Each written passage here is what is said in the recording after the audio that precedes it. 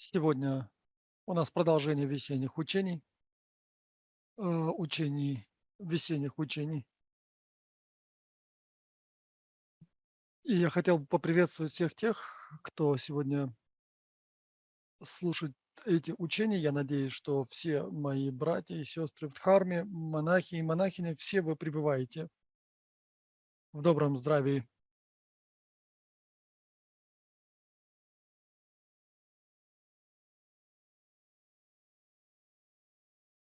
27-е, 28-е благие деяния из автобиографических стихов. Благие деяния — это то, что мы сегодня постараемся пройти в комментарии Санге Палдруба, которого также называют Нине Палдруб.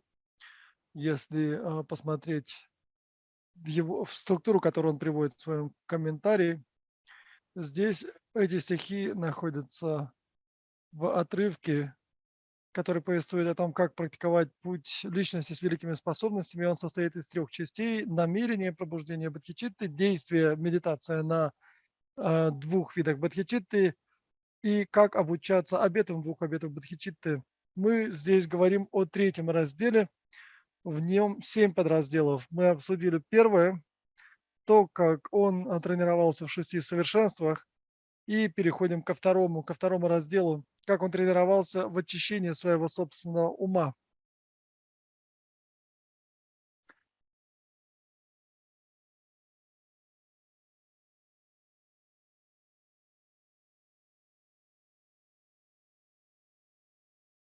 И это второй раздел из 7 упомянутых, как Микедорджи тренировался в очищении своего собственного ума.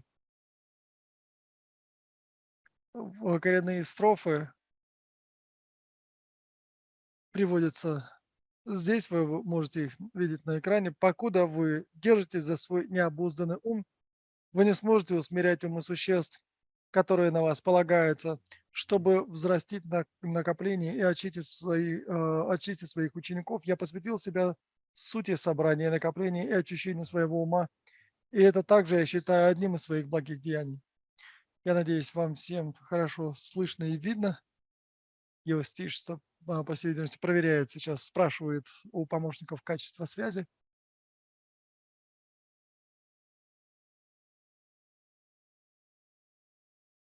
И в этом сочинении присутствует 33 стиха. И сегодня мы говорим о 27-м из этих 33. И, как я уже говорил прежде,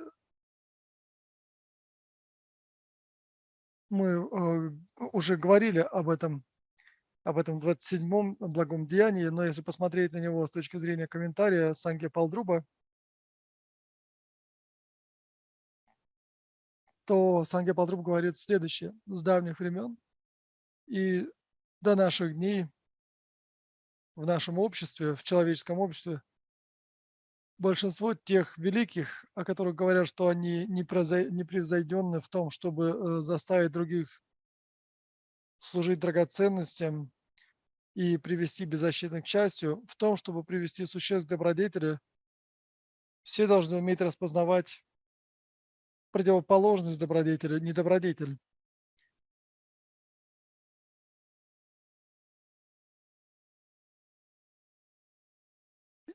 И когда мы говорим об учителях или геше, или благих наставниках, очень важно, чтобы имена и действия этих наставников находились в согласии. Однако же бывают и такие наставники, чье имя и действия не соответствуют. И иногда бывает так, что учитель имеет очень известное имя духовного наставника, того, кто учит пути, но на самом деле очень часто эти люди,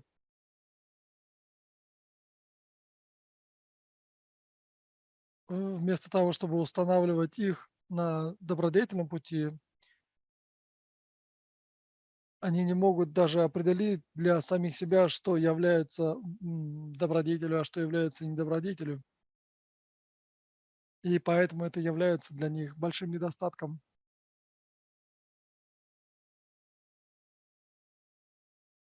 И те, кто носит это имя, те, чье имя является лишь пустым звуком, те, кого называют добродетельным дугром или учителем, они дают учение, они говорят о 10 добродетельных действиях, о 10 недобродетельных действиях, от которых необходимо отказаться.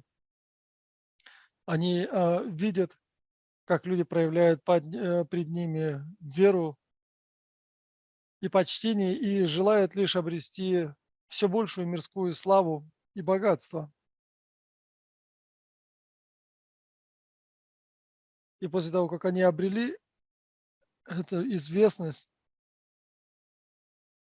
они прекращают телом, речью и умом давать наставления и указывать путь живым существам, а стремятся лишь к тому, чтобы обрести еще больше славы.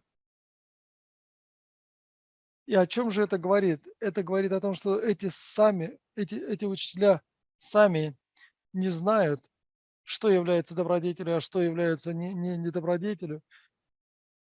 И из-за этого они заставляют других поступать недобродетельно, в то же время называя себя ламами или называя себя наставниками, духовными наставниками.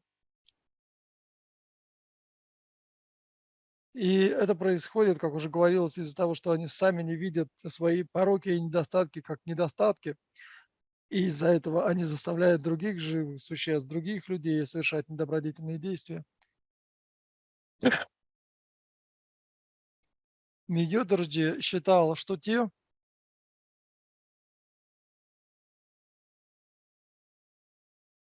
кто тщеславно обуздывает потоки чужого ума, не укрощая сначала свой собственный, и кто ни в малейшей степени не думает о счастье в будущих жизнях, заставляет их сосредотачиваться только на счастье этой жизни.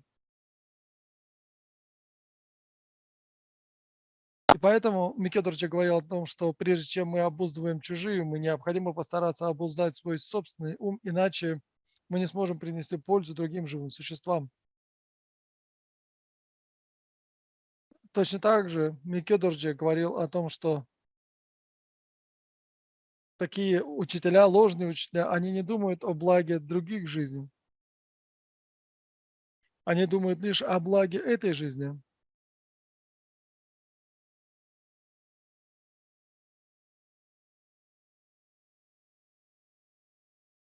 Они не способны думать в перспективе, они не способны думать о благе других жизней, и они радеют лишь о благе этой жизни. Если мы посмотрим на этого человека, то кажется, что он является бодхисаттвой или совершает деяния на благо других.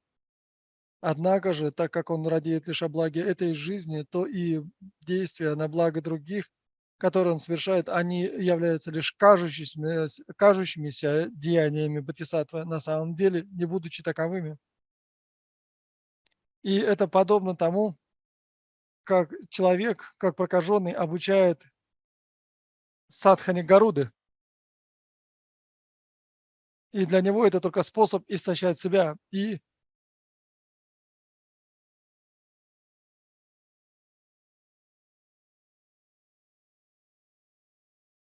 сейчас в нашем мире могут излечить полностью проказу, однако прежние времена это была очень страшная, неизлечимая болезнь.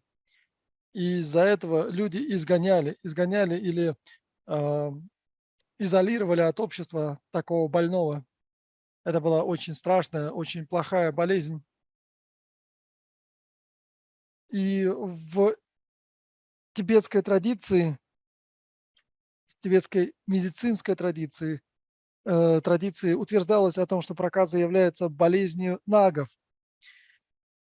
И противоядием этого вреда, чинимого нагами, являлась практика Горуды. И вы знаете, что существует а, несколько божеств, которые могут устранить вред, чинимый нагами. Это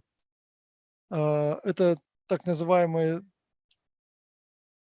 божества Гаруда, Хаягрива и Ваджапани. И среди них Гаруда — это одно из божеств, с помощью которого, как утверждает традиция, можно было справиться с проказой. И такой человек, который сам болеет проказой, если он кого-то наставляет о том, как необходимо заниматься практикой Гаруды, то этот человек может подумать, если он так хорошо знает, как заниматься практикой Гаруды, садханы Гаруды, почему же тогда он прежде всего не излечит самого себя от этой болезни, почему он не устранит сам эту болезнь, если он так хорошо знает, как заниматься практикой садханы Гаруды. И такой человек может подумать, у него может появиться сомнение, что, наверное, он сам не знает, как правильно совершать эту практику, потому что он сам еще не излечился от проказы. И такой человек будет испытывать недоумение.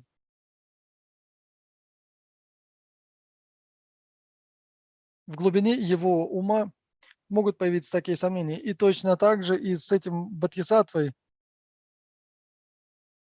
Внешне может казаться, что он совершает великие добродетельные деяния ради блага живых существ, но на самом деле он заботится лишь о благе этой жизни, так как у него нет совершенно чистой бодхичитты, стремления принести пользу всем живым существам. Он не сможет принести большого блага и принести удовлетворение живым существам. Поэтому очень важно помнить. И подводя итог, я хочу сказать, что если вы не обуздали свой собственный ум, вы не можете обуздать умы других существ. И точно так же, для того, чтобы принести пользу другим живым существам,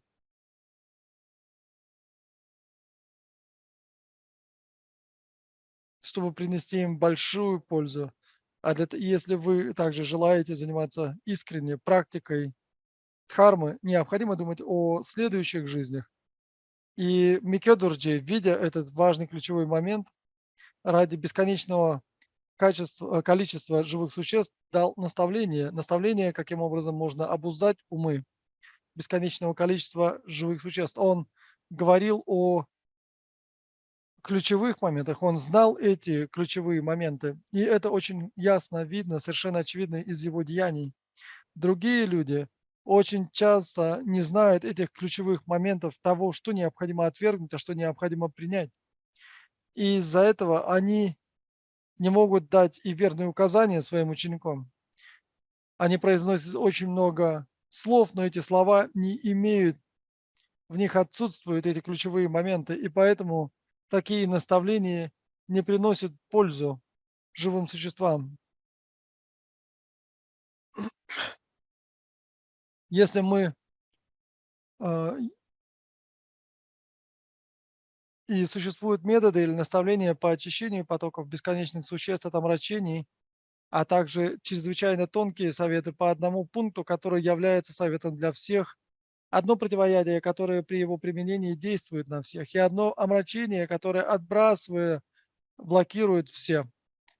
Но им чрезвычайно трудно появиться даже в простой концептуальной форме в умах обычных людей с небольшим усердием, малыми способностями, слабой праздней и смелостью. Но Микёдоржди практиковал эти тонкие моменты, обрел уверенность в опыте и достиг кульминации практики, и только после этого обучал этой дхарме других. Когда он обретал опыт практики, это было не какое-то ощущение, а это была определенная уверенность в практике. И только после того, как он достигал успеха или реализовал то или иное учение, только тогда он начинал преподавать эту дхарму другим. В настоящее же время люди не обретают даже опыта дхармы в своих собственных умах. Они не то что не имеют переживания или опыта практики, они не всегда до конца понимают смысл дхармы, но уже начинают объяснять эту дхарму другим. Микёдорджи занимался практикой тех учений, которые он передавал. Он обретал опыт в этой практике. И это было не какие-то небольшие переживания. Он обретал уверенность, переживания, результатом которого являлась уверенность в той или иной практике.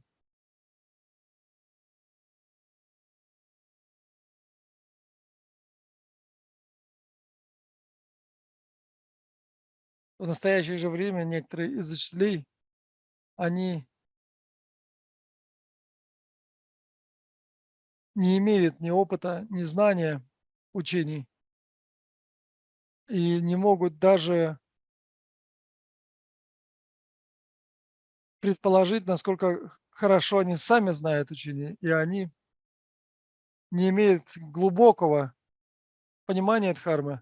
Такие люди получают посвящение и устные передачи, и имеют какое-то частичное знание дхармы, но думают, что я узнал это учение, я понял смысл этого учения и так далее.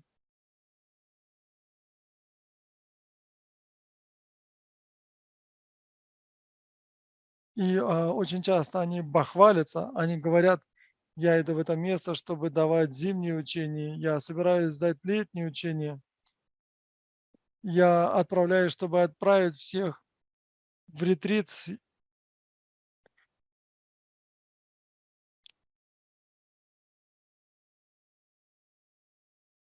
и они произносят эти громкие слова, но на самом деле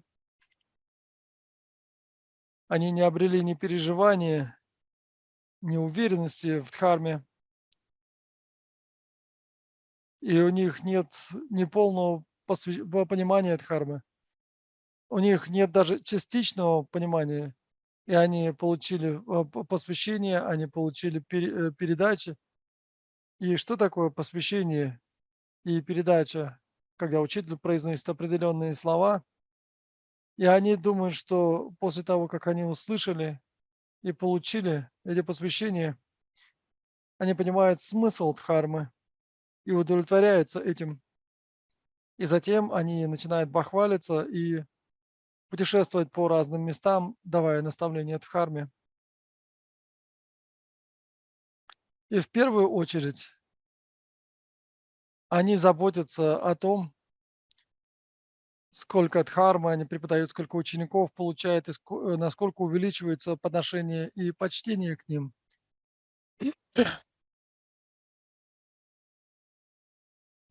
Они совершенно не думают о том, насколько глубоко они понимают учение, насколько большую пользу приносит это учение ученикам. Они считают лишь учеников, сколько учеников собралось во время учений, 1000, 10 тысяч и так далее.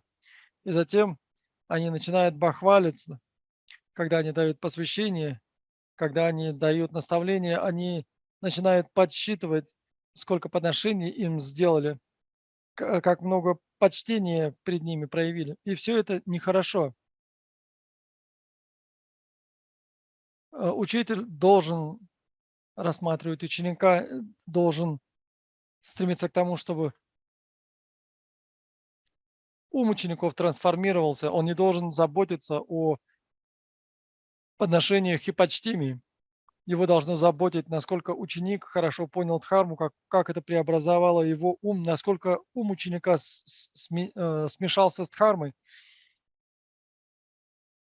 И если учитель считает главным образом, сколько посвящений он дал, сколько э, устных передач он дал, сколько денег он получил, сколько почтения он обрел, то это неправильно. И такой учитель, такой наставник занимается неправильными действиями. Это не действие хранителя дхармы, это действие грабителя или вора в дхарме. И Микёдарджи говорил, что считал такие дурные привычки подобными действиям грабителей или тех, кто разрушает учение Будды. Он никогда не делал ничего подобного. Именно так великие существа ведут своих учеников. В частности,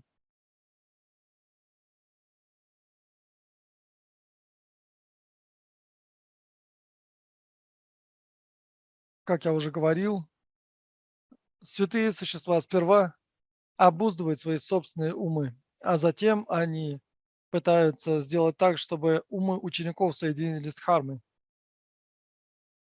И главным образом очень важно, чтобы ум наставника смешался с Дхармой для того, чтобы давать учение. И в частности, именно так дают наставление подлинный гуру Дакпокагио. Владыка Дхармы Гамбопа сказал,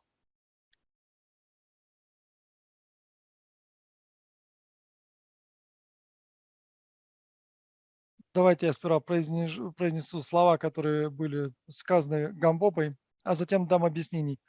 В будущем, когда у гуру не будет опыта, а у учеников не будет преданности, когда они будут просто давать наставления в виде устных передач, мои учения исчезнут. И каков же смысл этих слов? В будущем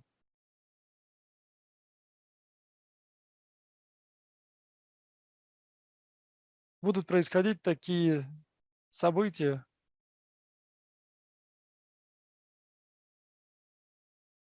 учителя не будут иметь никакого опыта практики дхармы в своих умах, у них не будет ни опыта, ни переживаний. У учеников же не будет ни веры, ни преданности по отношению к учителям. У учителя нет ни постижения, ни переживаний дхармы. У учеников не будет ни преданности, ни веры. И несмотря на это, учителя будут говорить, что я даю комментарий, я даю устную передачу, я даю объяснение дхармы. И Гампапа говорил, что наступит такое время, когда придет это время, это будет значить, что мое учение исчезнет, оно придет в упадок. Это значит, что учение Дахпо-каги придет в упадок. И что же является знаком того, что учение все еще присутствует, когда учителя обладают постижением и переживанием дхармы, когда их ум един с дхармой, и у учителей есть благословение и постижение, а у учеников будет преданность и вера, то тогда деяния этих великих учителей будут добродетельными в начале, в середине и в конце. Если же у учителей не будет ни благословения, ни сострадания, а у учеников не будет ни веры, ни открытости, и они будут делать вид, что являются учителем и учеником, и учителя будут говорить, что я даю устную передачу, я даю комментарий, я даю руководство. Это будет признаком того, что учение Дакпокаги приходит в упадок, пришло в упадок. И это говорил сам Дакпоримбачи, это говорил сам Гамбопа. И также владыка Дюсюнгхемпа, Пармо Джукпа и его ученики, а также другие учителя говорили то же самое.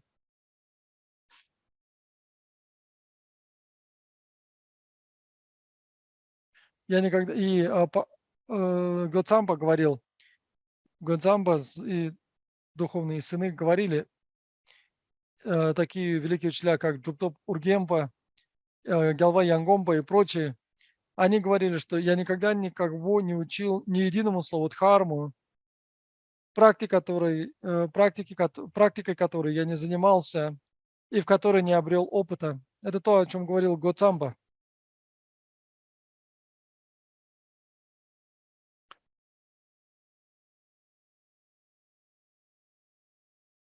Гоцамба говорил о том, что вначале я занимался практикой этих учений, затем я обретал опыт в этих учениях, и затем я давал объяснение этих учений. Я никогда не давал учений, которые являются пустыми словами, опытом и переживанием, которых я не обладаю. И что, о чем же это говорит?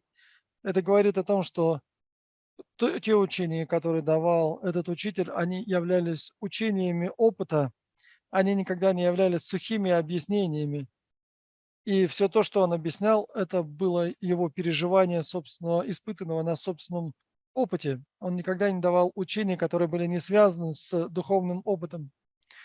И как я уже говорил, Микёдорджи повторял повторял то, что говорили про отцы Каги. Он говорил о том, что если даешь учение, необходимо давать их таким образом, если даете объяснение дхармы, необходимо давать эти объяснения таким образом. И он всегда это говорил своим ученикам. И он считал жизнеописание про отцов Кагио источником достоверного знания.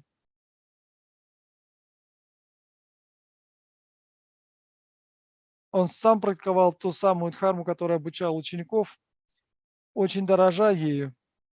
Это, что он, это то, что он применял на практике. И для него было очень важно, чтобы учения не являлись просто словами. Учения должны были обязательно приносить пользу как в этой жизни, так и в следующей жизни ученикам. И он считал это крайне важным.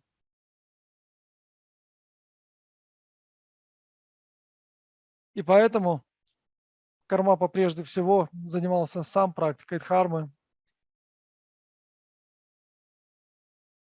Он обретал понимание и опыт этого учения. И только после этого передавал учение ученикам, основываясь на своем понимании и опыте этих учений. И из-за этого удачливые ученики относились ко всему, что он советовал, ко всем его наставлениям и его учениям с большим уважением. Они считали эти учения очень важными. И почему это происходило? Потому что сам Микио Дордже также считал эти учения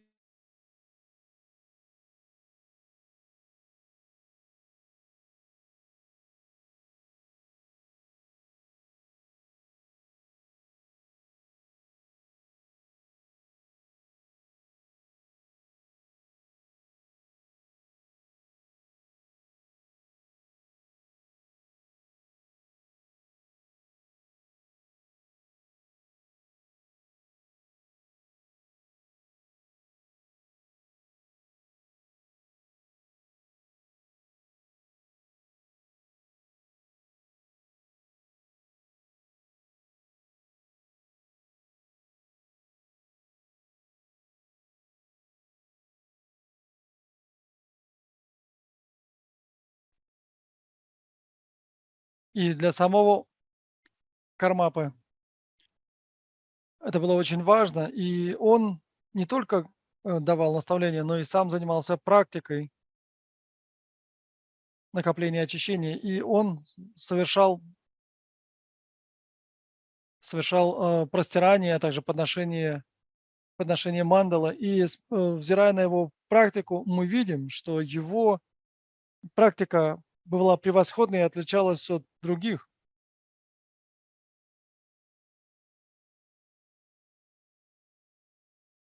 И когда ученики видели, как он совершает простирание и так далее, у них появлялось особое переживание.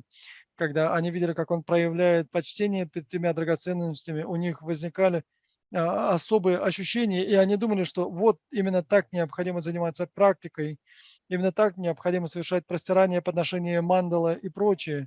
И Микё Дорджи, он был очень искусен в практиках накопления, очищения, он был искусен также и в даровании наставлений, и сам занимался практикой накопления заслуг и очищения недобродетелей. И это влияло на восприятие его учеников. И также Микки Дордже говорил следующее. Я не буду приводить эти слова буквально, однако Микки Дордже говорил следующее.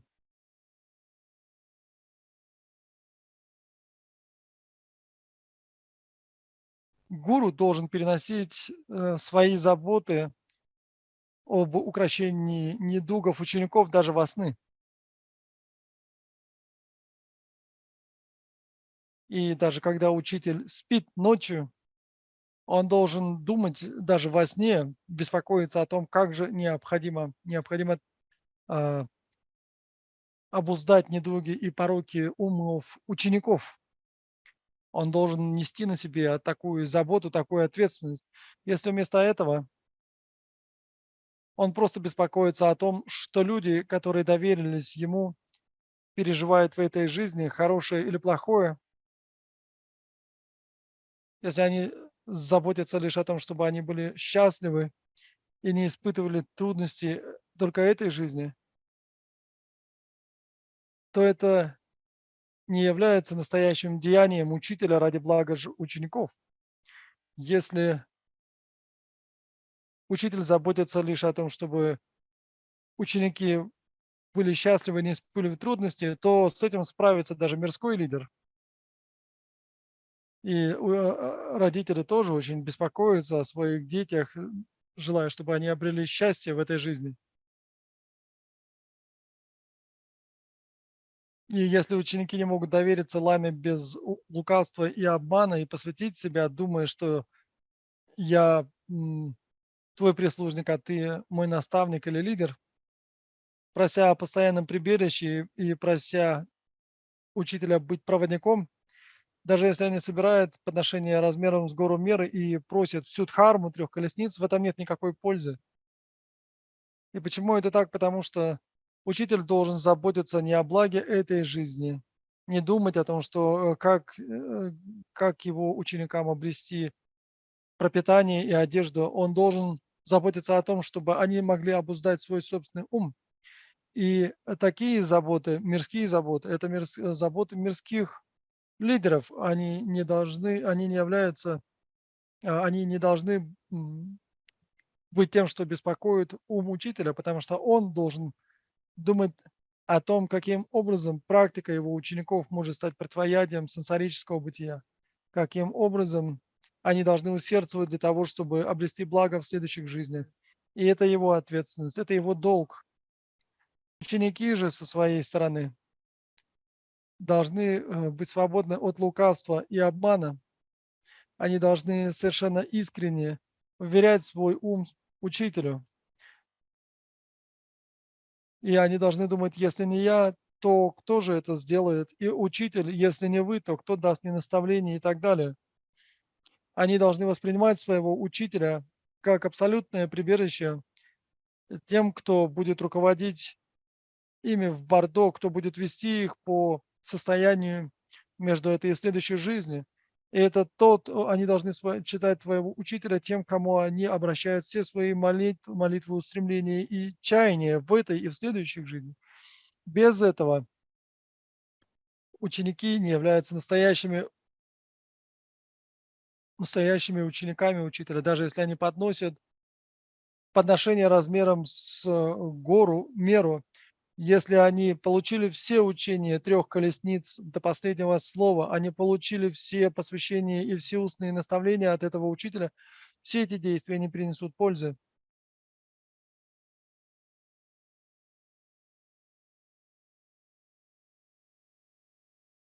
Говоря вкратце, для того, чтобы практика дхармы была совершенно чистой, необходимо заботиться о благе следующих жизней. Необходимо размышлять о благе с последующих жизней. И учитель должен объяснять учение с такой целью. Учитель и ученики не должны стремиться к обретению блага лишь этой жизни. Ученики должны, учитель должен родить о том, чтобы ученики обрели высокое рождение или освобождение и состояние Будды в следующих жизнях. И поэтому все это относится к следующей жизни. Если мы радеем только о благе этой жизни,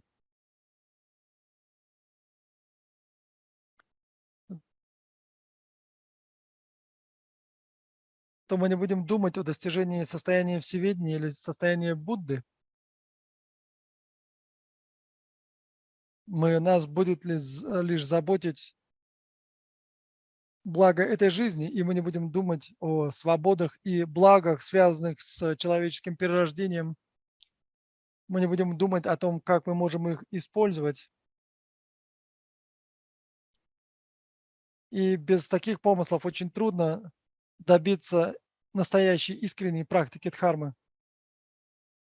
Поэтому нам необходимо поступать, как говорил Микёдорджи, нам необходимо следовать примеру жизни Кармапы Микёдорджи.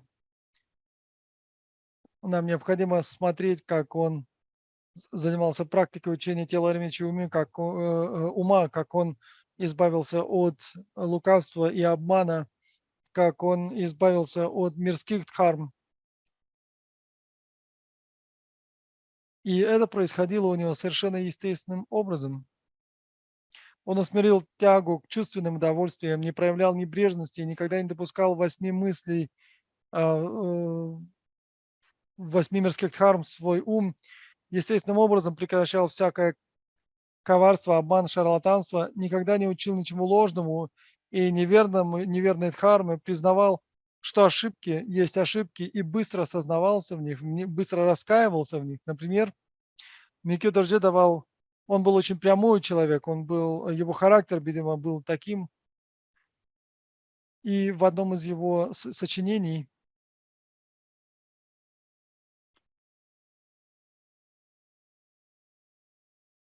в то время было очень много великих учителей в Тибете, и некоторые из них опровергали его утверждение. И однако, если он ошибался в чем-то, то он так и говорил, что я ошибся, и мое высказывание было неверным. И есть много таких историй, где он признавался в своих ошибок. В нашем же тибетском обществе очень часто происходит не так. Если кто-то опровергает чье-то сочинение, очень часто люди не согласны с этим, и они приводят контрдоводы. Микё Дорджи же, он раскаивался и не скрывал свои недостатки или ошибки без использования каких-либо красивых слов, без каких-либо пышных слов. Он напрямую говорил о том, что какая-то из его ошибок является ошибкой, и сознавался, признавался в этом, раскаивался в этом. Микё Дорджи давал глубокую дхарму только тем, у кого была удача, благая удача, а удачливым ученикам, а никому попало. Поэтому некоторые с неправильными воззрениями говорили, что этот лама слишком перегружен посвящениями и учениями, его знания слишком ограничены. Некоторые, некоторые ученые поносили или ругали Микё Дорджи. Если попросить у него какое-то посвящение или учение, он не давал эти учения, не давал их легко. И для этого, по всей видимости, как они думали, необходимо много условий, чтобы он дал это учение. И они думали, что он и сам не получал много устных передач, не получал много наставлений. Они были о нем очень невысокого мнения. И когда он передавал какие-то комментарии, про него говорили, что он никогда не дает, он редко дает полный комментарий на тот или иной текст от начала до конца. И так его критиковали эти тибетские учителя. Однако, хотя были такие критики,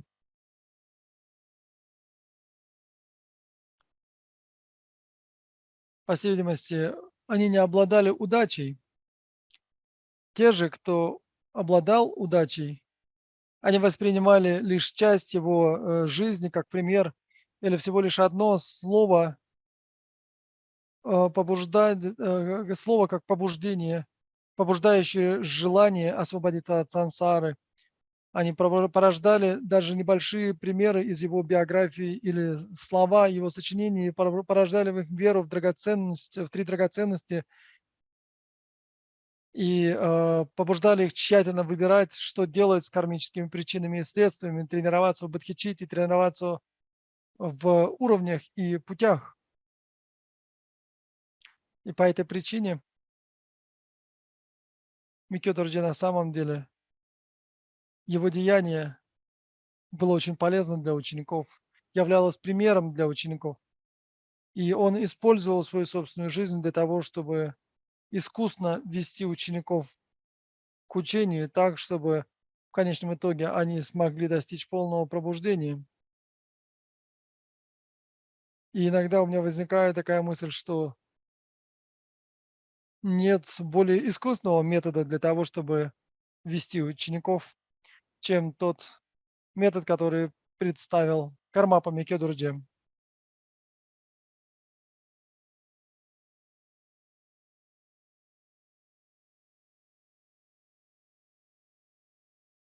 И у тех учеников, у которых была такая уверенность в Микедурджи, было несколько таких учеников, которые также были преданы этому великому существу, как и собственной жизни. И хотя таких учеников было немного, тех, кто понимал его учение, те, кто понимал деяния своего учителя, тем не менее у него было несколько этих учеников, и это были те ученики, кому он даровал наставление о том, как достичь полного пробуждения,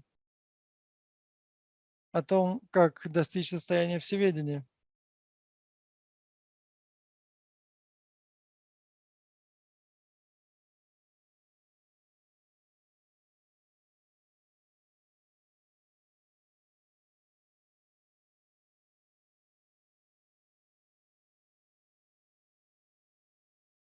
Короче говоря, у этого великого существа были признаки того, что он взял на себя бремя страдания всех матерей, и он взял на себя тех,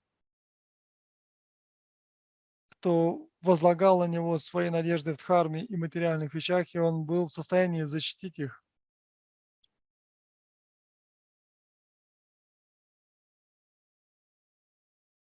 Он изо всех сил старался поддерживать своих учеников, как дхармой, так и материально.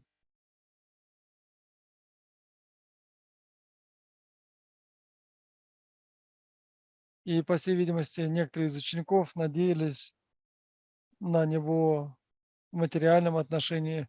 Другие ученики желали получать от него посвящение, комментарии, устные передачи. И Микедорджи прикладывал все усилия для того, чтобы поддержать их, как с точки зрения дхармы, так и материально.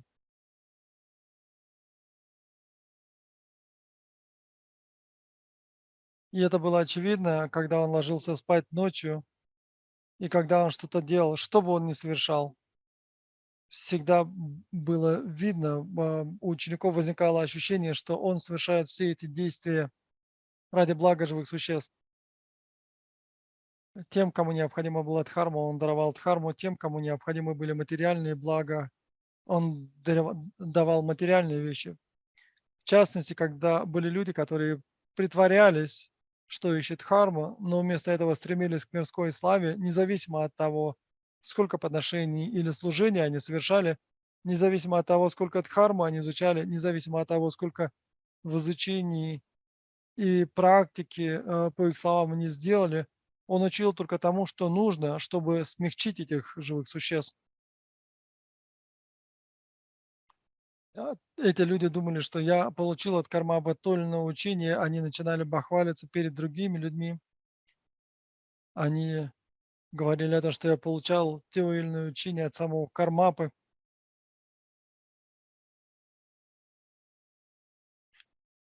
И, по всей видимости, были такие люди, которые обращались к Микедурджи. И Микедурджи давал им небольшие учения в соответствии с их желаниями и просьбами. М.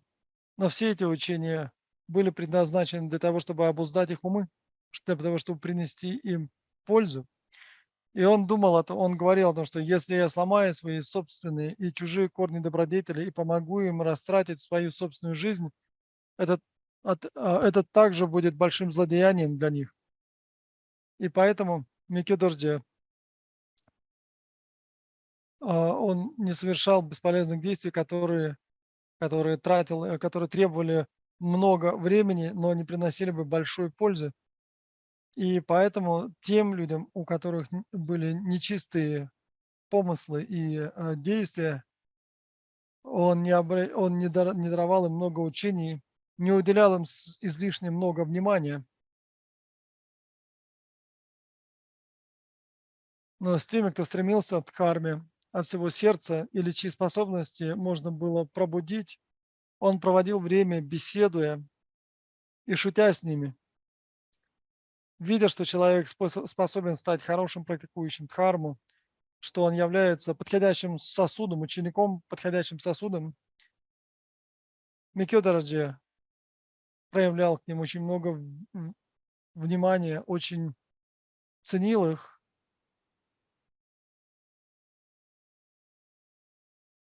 и проводил с ними беседы, шутил с ними. И все это было направлено на то, чтобы принести им пользу.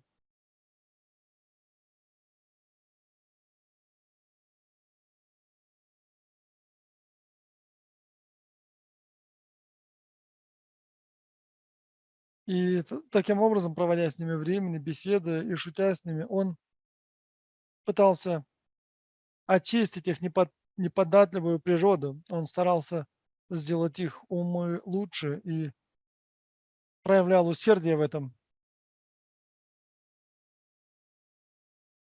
И поэтому, опираясь на эти его действия, можно видеть, каким был на самом деле Микёдорджи. Если он видел, что кто-то в самом деле может стать искренним практикующим дхарму, он не только давал учения, потому что он давал эти учения всем, но он и проводил с этими людьми время, разговаривал, беседовал с ними, шутил с ними.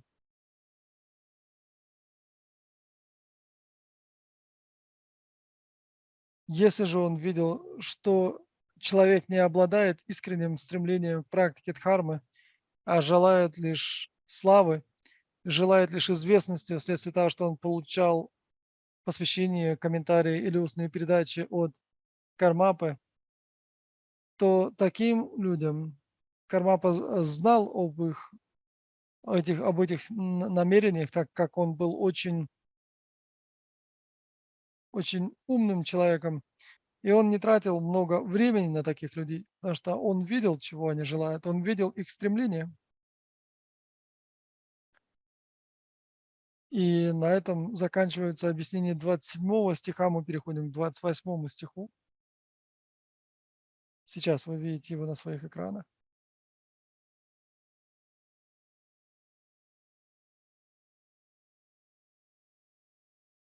И с точки зрения структуры текста, это повествование о том, как он тренировался во всех деяниях Бодхисаттв. Поскольку все деяния вступления на пути к просветлению невообразимы, я вознес благопожелание следовать примеру деяний всех Бодхисаттв, и это также я считаю одним из своих благих деяний. Согласно наставлению Микё Дордзе по обучению истории освобождения,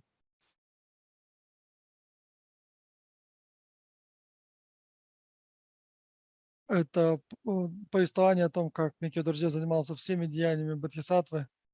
И если вы осознаете это таким образом, вы осознаете, что ваши собственные недостатки – это недостатки, а ваши качества – это благие качества. И в собрании сочинений Кармапы есть наставление, есть текст, который так и называется «Инструкция Микё Дордзе» или «Наставление Микё Дордзе по обучению истории освобождения», в котором, в котором Кармапа говорит, что если вы желаете обуздать чей-то ум, необходимо прежде всего обуздать свой собственный ум. Для того, чтобы очистить и улучшить чужой ум, необходимо прежде всего очистить свой собственный ум, очистить его, улучшить его. Если вы не обладаете таким чистым умом, а стремитесь очистить чей-то чужой ум, то это очень самонадеянно. Это очень самонадеянный поступок. Поэтому Карма поговорил о том, что необходимо стараться развивать свои достоинства, свои благие качества и уменьшать свои недостатки и пороки.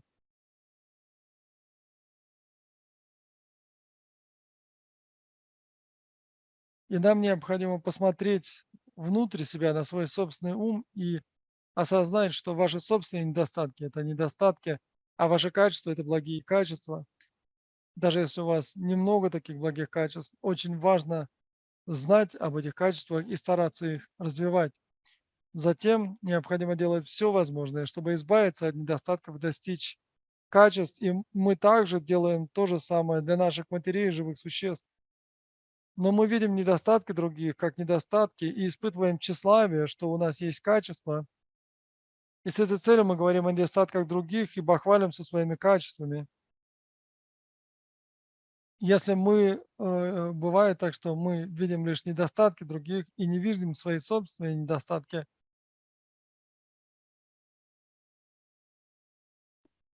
очень часто люди воспринимают все как чужие недостатки, а себя как совершенно свободных от этих пороков и недостатков.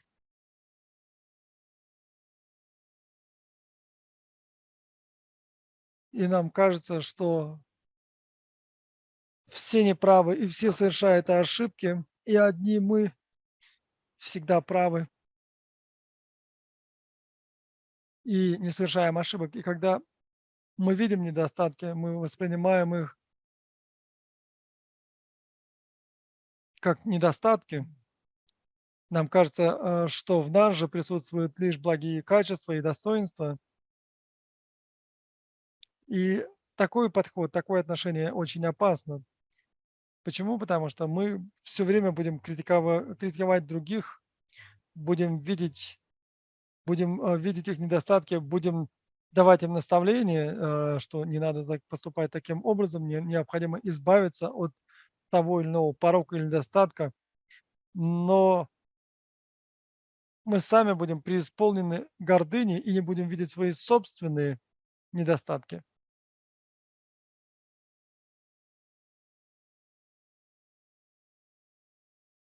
И независимо от того, как на самом деле обстоят дела, мы будем думать, что у нас все хорошо, и мы преисполнены благих качеств. И это очень опасная ситуация.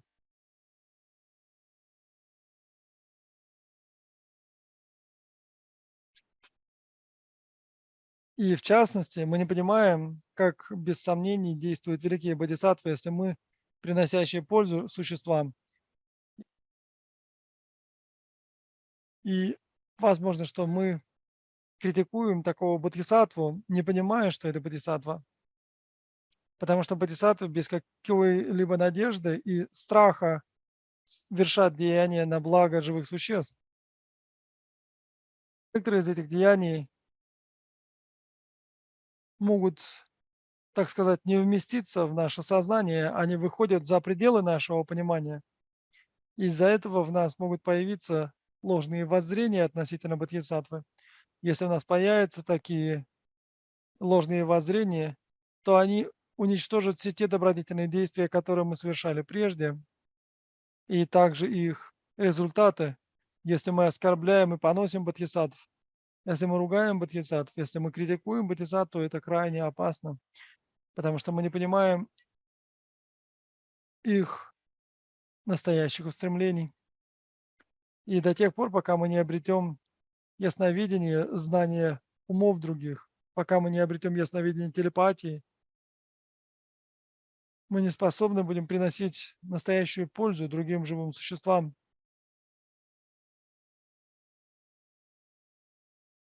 Для того, чтобы знать, до какого духовного уровня достигло то или иное живое существо, нам необходимо такое ясновидение. Только тогда мы сможем знать, к чему стремится то или иное существо, что побуждает его поступать так или иначе, какие следы оно преследует. И до тех пор, пока мы не обрели такое ясновидение, мы можем лишь предполагать, опираясь на свои органы чувств, мы можем лишь предполагать, к чему стремится тот или иной человек. И мы считаем свои органы чувств достоверными, и делаем предположения. Однако наши 5 органов чувств очень часто обманывали нас. Вы сами знаете, насколько они являются достоверными или нет. И современные ученые очень много говорят о том, является ли эта информация от наших органов чувств достоверной или нет.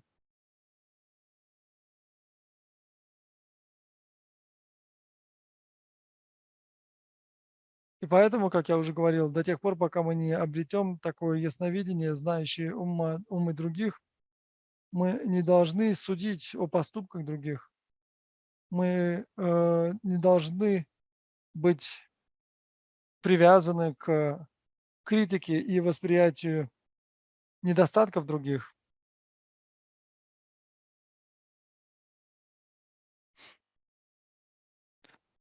Если что говорит, подождите, видимо, что-то упало со стола.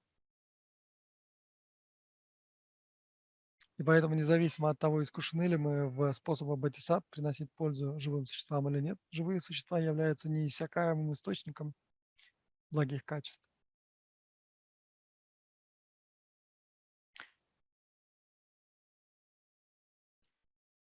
Поэтому нехорошо, если мы рады рассматривать недостатки других. Это очень опасно для нас самих. И поэтому мы должны рассматривать людей не с точки зрения недостатков, а с точки зрения их достоинств.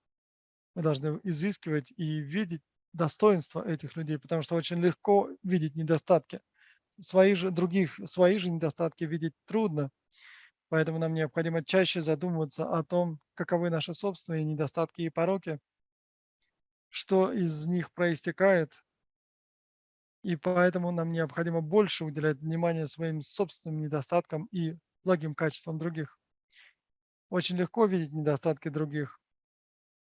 Если мы все время изыскиваем, если мы все время наблюдаем или ищем эти недостатки, то это очень опасно. В особенности, если нашим оппонентом является бодхисаттва, тогда это крайне опасно, потому что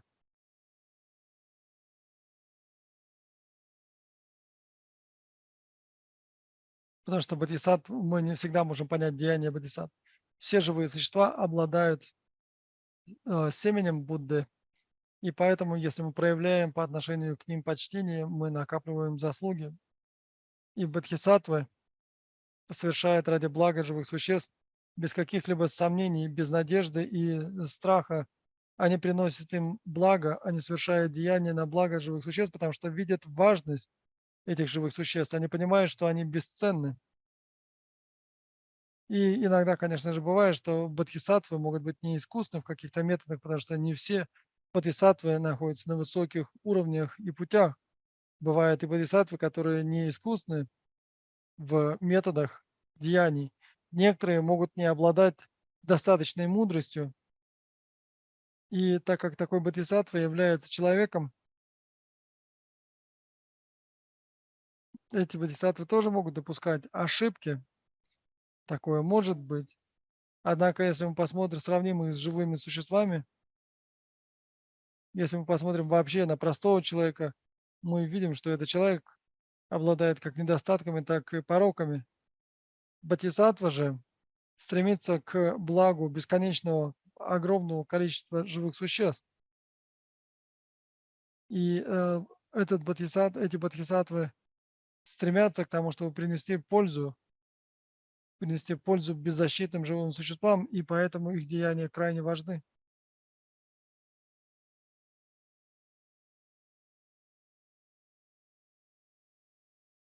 Именно поэтому очень важно, чтобы мы видели, видели благие качества бодхисаттв. Однако мы не знаем, как различать между бодхисаттвами и простыми живыми существами.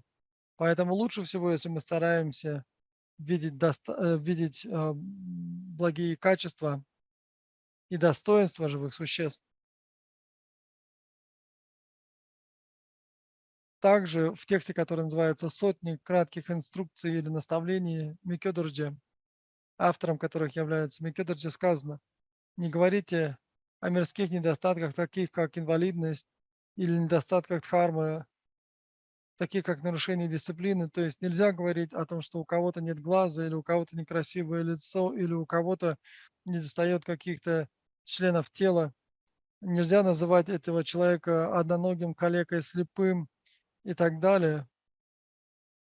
Если мы говорим о мирских недостатках, которые были перечислены выше, это своего рода дискриминация.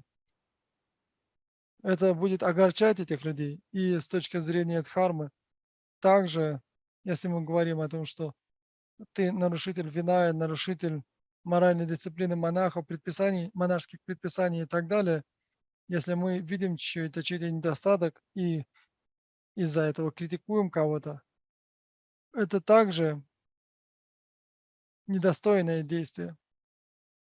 Одним словом, не думайте о чужих ошибках. Если вы видите ошибку или порок в ком-то другом, что же тогда делать? Каким образом поступать, если вы видите чей-то порок или недостаток? Вы должны горячо молиться о том, чтобы такая ошибка или порок не повторилась ни в ком другом, и чтобы вы никогда не видели такой ошибки в будущем. Если мы говорим о читаматре, как бы там ни было, если мы говорим о недостатках, с точки зрения, мы видим этот недостаток из-за определенной кармической связи, из-за определенной кармы, потому что все живые существа не видят эти недостатки. Некоторые видят этот человека как обладающего таким недостатком, другие же не видят его. И из-за кармических отпечатков, а также кармы, восприятие у разных живых существ разное. Например, когда мы смотрим на что-то синее, если показать это синее сотни человек, вроде бы все они видят один и тот же синий цвет, однако у каждого человека восприятие синего различное. Например, то, как я вижу это синее, никто другой не будет видеть. Это синее так же, как вижу я, в соответствии со своими ошибками или своим ошибочным восприятием, а также кармическим восприятием, а также из-за ошибок мы видим чужие недостатки, мы видим чужие недостатки из-за кармы и омрачений. Наше восприятие отличается от восприятия других, и из-за этого кармы и омрачений мы воспринимаем эти недостатки других. Будды и бодхисаттвы высоких уровней, они воспринимают все лишь как чистое, они не видят ничего плохого, не видят никаких недостатков. И с одной стороны, порок или недостаток человека является его пороком или недостатком, но с другой стороны, это также является восприятием, которое присутствует в нас из-за кармы и омрачений. И в живом существе то омрачение, которое сильнее всего, необходимо стараться его устранить. Например, если у вас наиболее сильна гордыня, необходимо принимать методы, чтобы устранить эту гордыню.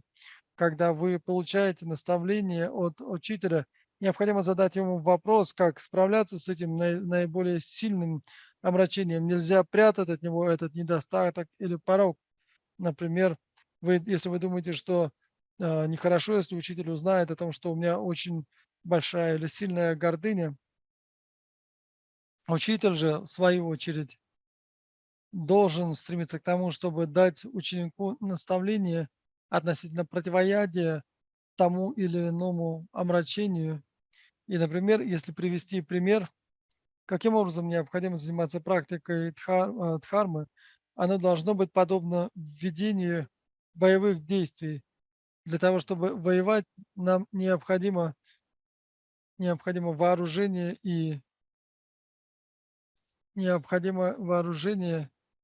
и тактика. И для того, чтобы воевать с кем-то, необходимо окружить противника и вызвать в его рядах восстание. И тогда мы сможем победить этого врага, который будет окружен снаружи и внутри. И точно так же практикует дхарму. Снаружи мы должны атаковать недуг с помощью армии гуру Кагью и Дхармы, а внутри мы должны вызвать восстание, противоядие в потоках ума учеников. Поэтому нам самим необходимо стараться обуздать свой собственный ум, сделать так, чтобы он восстал против своих собственных омрачений. И сколько бы не было, если мы ведем войну, сколько бы ни было войск вовне, если мы не сможем ослабить противника изнутри, если мы не сможем лишить его уверенности в своих силах, то противник будет един и силен. И именно поэтому необходимо делать все возможное, чтобы дхарма возникла благодаря решимости, преданности, усердию в их умах, и нам необходимо прилагать к этому все усилия. У нас может возникнуть сомнение, об этом говорится в 100 наставлениях Микки Дожди. Правильно, что критиковать учителей истинной дхармы неправильно. Но если вы критикуете кого-то, кто известен как хороший человек, но на самом деле совершает проступки, почему это неправильно?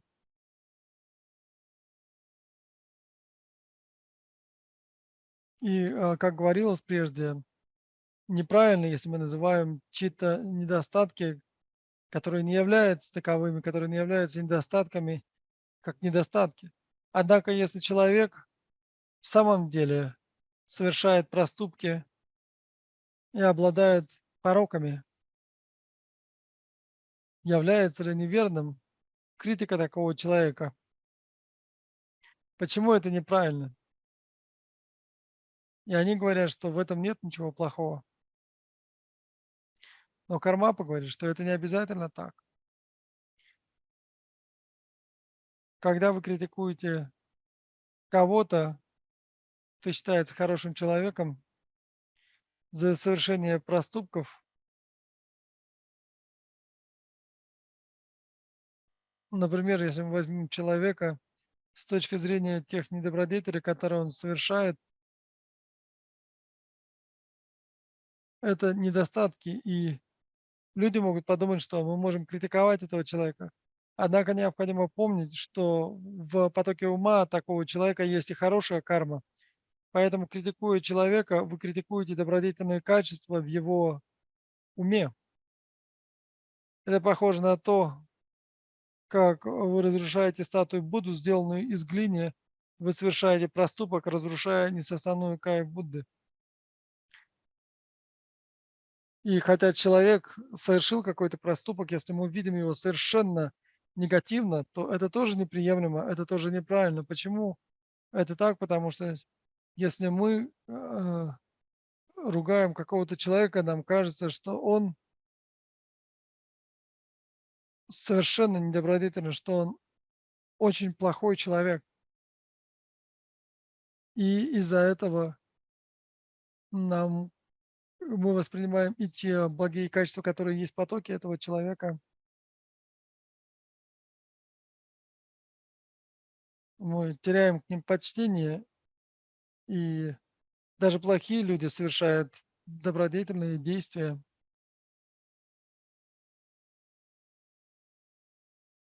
И, например, если мы разбиваем глиняную статую, мы обычно говорим о том, что из-за этого случается, что это является проступком разрушения статуи Будды. Но на самом деле глиняная статуя не является телом, настоящим телом Будды. Тем не менее, мы говорим о том, что если мы разрушаем такую статую, мы накапливаем проступок или недобродетель от проступка разрушения тела Будды. И почему это так?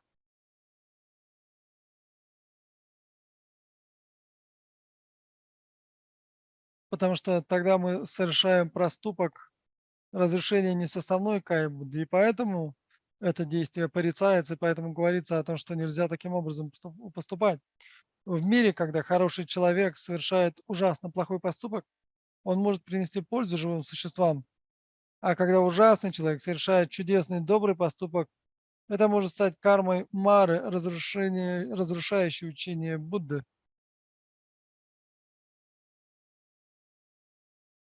Таким образом, хорошее и плохое является ли действие людей, которые называются хорошими и плохими сами по себе, хорошими и плохими, потому что у нас отсутствует только дхарма, нам неизвестно. Очень важно проявлять осторожность относительно таких вещей. И как я уже говорил прежде, если бодхисаттва, мы не знаем, кто является бодхисаттвой, а кто нет. И если этот человек является бодхисаттвой, и мы с ненавистью критикуем великого бодхисаттву, то это очень тяжкая недобродетель. И в сутре говорится, что смотреть на бодхисаттву с гневом– это большое преступление, большее преступление, чем выкалывать глаза всем живым существам в 10 направлениях. Я приведу цитату из этой сутры. Возвышенные сутры Махаяны, называемые вхождение в печать определенных и неопределенных существ.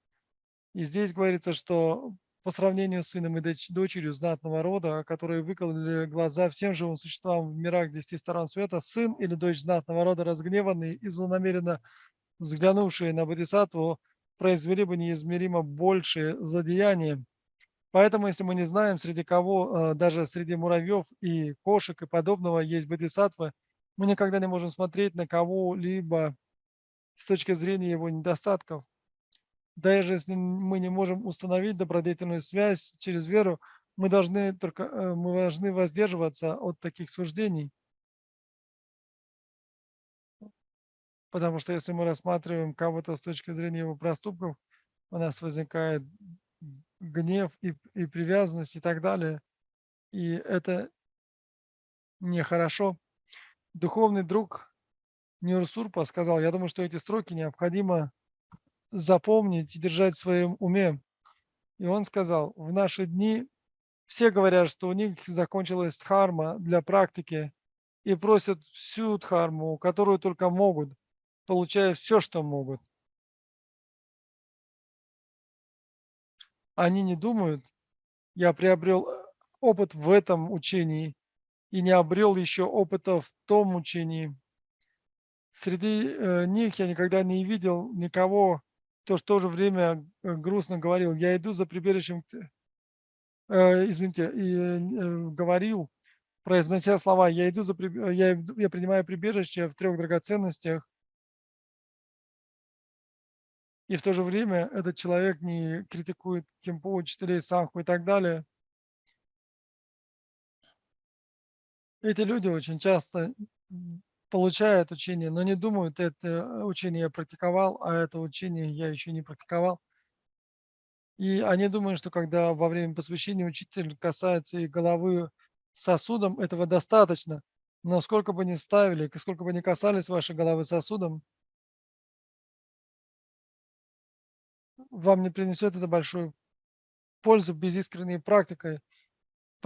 И очень часто, когда учитель дает какую-то устную передачу, люди толпятся вокруг него, и они говорят, что я получил такую-то устную передачу, я получил такой-то комментарий или такое-то посвящение.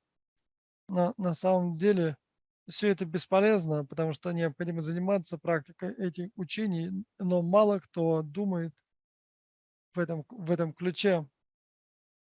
Более того, очень часто люди говорят, что я принимаю прибежище в том или ином учителе и так далее.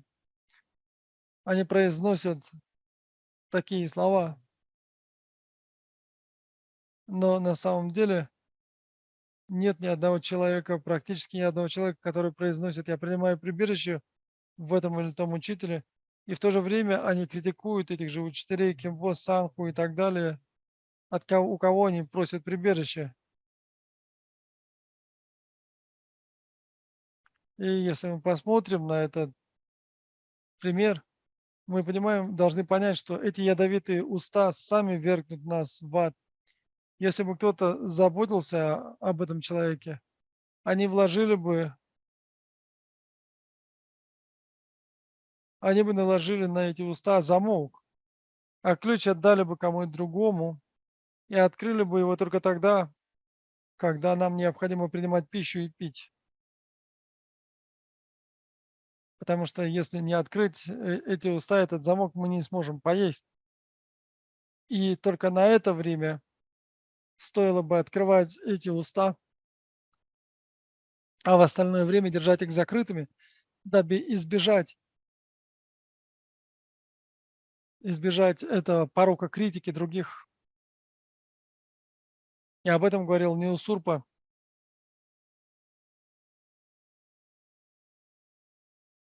И мне кажется, что эти слова обладают глубоким смыслом и очень полезны для нас с вами. Я думаю, наверное, давайте остановимся здесь. У нас остался еще материал на сегодня, который мы должны были пройти. Однако мы остановимся здесь, как я уже говорил вчера. С- Сегодня последний день весенних учений, но эти учения будут продолжены. Сегодня заканчивается весеннее учение, затем все те, кто принимал участие в этих весенних учениях, они вернутся обратно по своим домам. Поэтому у нас будет несколько дней выходных. И затем 13 мы снова продолжим эти учения по биографии 8 Кармапы. И я думаю, что необходимо поменять время этих учений, но мы известим об этом позднее. Как бы там ни было, сегодня заканчиваются весенние учения, но я продолжу до конца эти учения по жизнеописанию Кармапы. Они будут обязательно завершены. На этом же сегодняшнее учение заканчивается. Большое спасибо. Давайте произнесем посвящение заслуг.